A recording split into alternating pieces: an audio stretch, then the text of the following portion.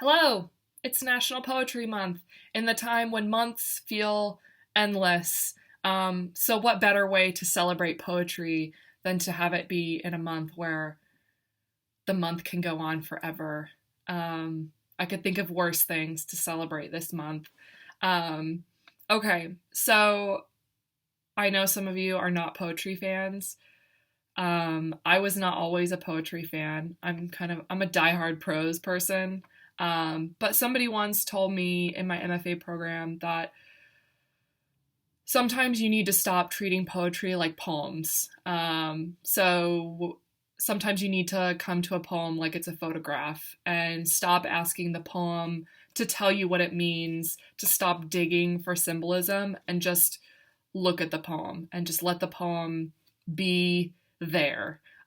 Which, like, seems kind of reductive, but also like a really brilliant way to approach poetry when you're sort of struggling with a poem. Because sometimes poetry is like a very unique individual experience, and not all poems are meant for all people, right? Like, that would be really boring if all poetry was meant for all people. But sometimes you just need to look at it like a photograph. So I mean that in the most respectful, wonderful way possible, and not to be like dissing on poetry, if that sounded like a diss. But here's a poem that I think is like totally perfect for the time that is right now, like the pandemic, in part because I'm feeling like a little lost sometimes, and this poem sort of brings me back to me.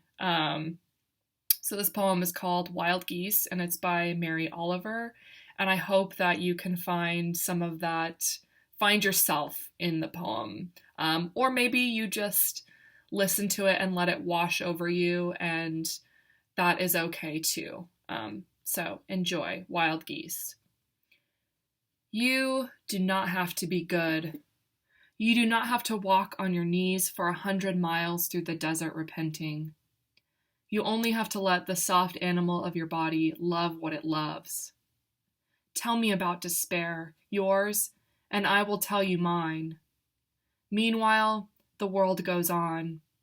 Meanwhile, the sun and the clear pebbles of the rain are moving across the landscapes, over the prairies and the deep trees, the mountains and the rivers. Meanwhile, the wild geese, high in the clean blue air, are heading home again. Whoever you are, no matter how lonely, the world offers itself to your imagination, calls to you like the wild geese, harsh and exciting, over and over, announcing your place in the family of things. All right.